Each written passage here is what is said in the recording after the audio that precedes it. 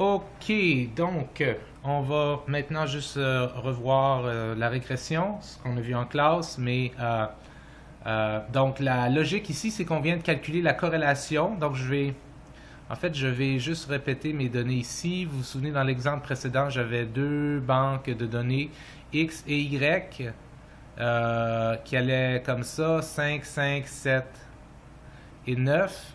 Et pour Y, c'était 3, 2, 6 et 7. Et on avait trouvé une corrélation qui était égale à 0,95. OK? Je ne sais pas dans le fond si je l'avais marqué, j'ai vu dans l'autre vidéo, mais je vais le dire ici, je me souviens plus. On peut calculer un R au carré, ok, qui lui est égal à... Oh, attendez un petit peu que je vous revienne avec ça. Ok, donc lui est égal à 0,9025. Et souvenez-vous, ça, ce que c'est notre coefficient. Notre coefficient de détermination. Okay? Ce qui veut dire que on peut l'interpréter pas mal de la manière suivante. À peu près 90% de la variabilité dans Y est déterminée par la variabilité de ce qui se passe dans X. Et l'inverse, évidemment, c'est le coefficient de non-détermination, okay, qui est le pourcentage, la proportion, disons, de variation dans Y qui n'est pas déterminée par X ou prédite par X. Et ce que c'est 1 moins R au carré. Okay? Donc ici, ça sera à peu près 0,1, disons. Okay? Mais là, on est dans la régression. Ce que je vais faire maintenant, c'est parler de régression. Okay? Tellement mal écrit, mais savez-vous, c'est difficile à écrire sur une petite tablette comme ça. Là? On n'est pas habitué. Régression. Okay? Donc, l'idée de la régression, c'est que je veux écrire une formule qui va me permettre de prédire des nouveaux Y en pensant à certains X. Donc, en disant, si j'avais un X de temps, quel serait mon Y? Puis je peux tout de suite dire, je vais le mettre en vert pour m'assurer que on voit que c'est une prédiction. Si j'avais un X de 10, quel serait mon Y? Okay? Ben, je pourrais essayer de le prédire en regardant un peu les patterns qu'il y a entre X et Y, mais la meilleure façon de le faire, ça serait de calculer ce qu'on appelle l'équation de régression. Cette équation-là prend la forme suivante. Y', ce qui veut dire ça, dans le fond, okay, la prédiction de Y, est égal à B, X plus A. Donc, deux choses que l'on doit calculer ici. B et A. OK? Donc, on va y aller avec B, comme vous vous souvenez. Alors, B, ce qu'on a vu en classe, B, c'est l'écart type de Y sur l'écart type de X fois R. Okay? Dans ce cas-ci, c'est 2,38 sur 1,91, parce que en passant, oui, c'est vrai, je devrais le dire, non? En passant, on avait calculé, tiens, je vais les mettre tout de suite.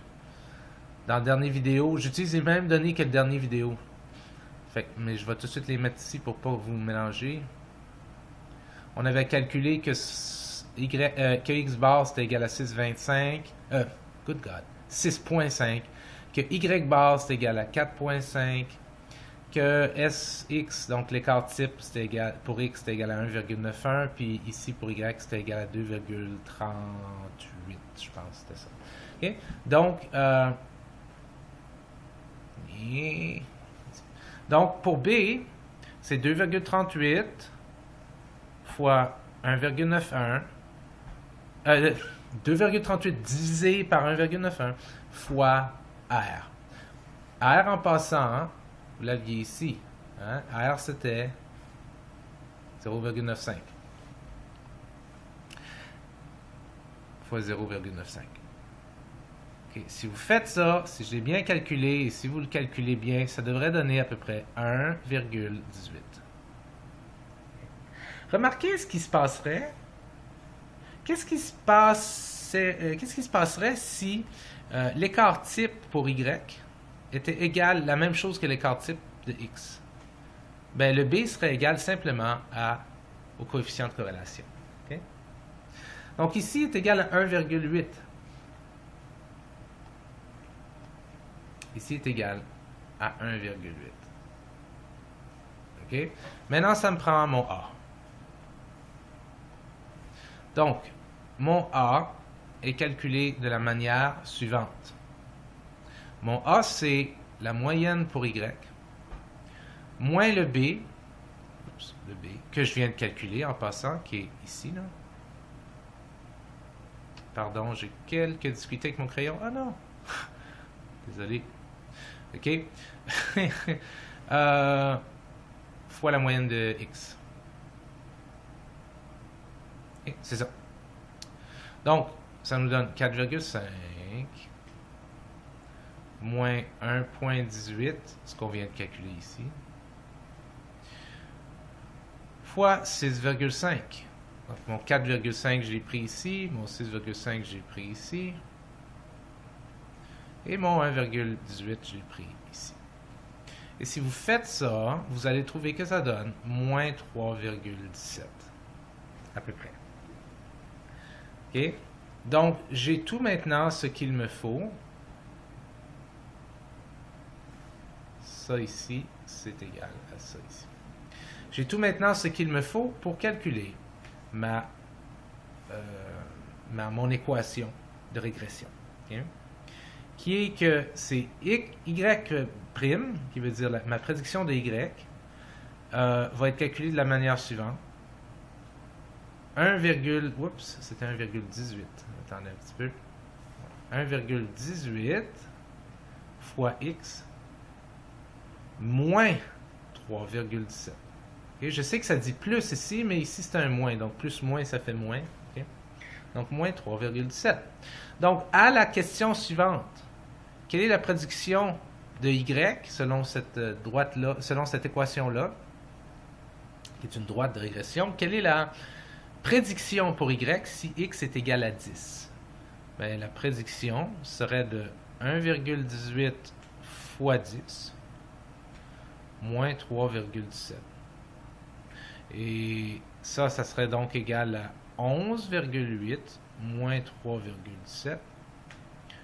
Et selon tous mes calculs, ça serait égal à 8,63 à peu près. Okay? Ce qui fait du sens. 9, vous êtes à 7. 7, vous êtes à 6. Ben, 10, ça serait donc, ici, prédit 8,63. Donc, dans le fond, qu'est-ce qu'une régression, à quoi est-ce qu'une régression sert?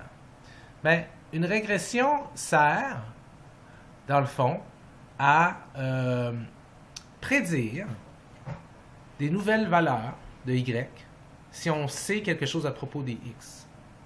Donc, le jeu de la corrélation et de la régression, c'est d'abord prendre deux sets de données, voir comment corrélées elles sont, trouver si la corrélation est forte d'une part et si elle est significative de l'autre. Une fois qu'on a ça, bien, si on sait que la corrélation est forte, moyennement forte, on peut donc s'amuser à prédire y à partir de x. Et pour faire ça, on doit tracer une droite de régression. Et l'équation de la droite de régression est évidemment la suivante. OK? Comme ça ici. Qui vous demande de calculer B de x. Qui vous demande de calculer A aussi. Pour calculer B, c'est ça. Pour calculer A, c'est ça. Et ensuite, vous obtenez donc cette jolie droite, équation de régression, qui est reliée à une droite de régression.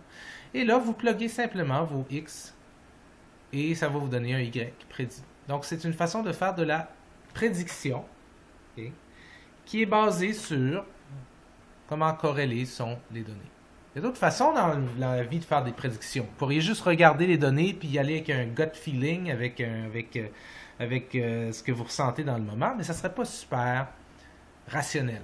À la place, ce qu'on a fait, c'est qu'on se base. On fait une prédiction en se basant sur l'indice de corrélation, le R, et en utilisant une stratégie qui fait qu'on calcule une droite pour laquelle il y a le moins d'erreurs possible. Okay? Donc, ça, c'est la régression. Je vous laisse là-dessus.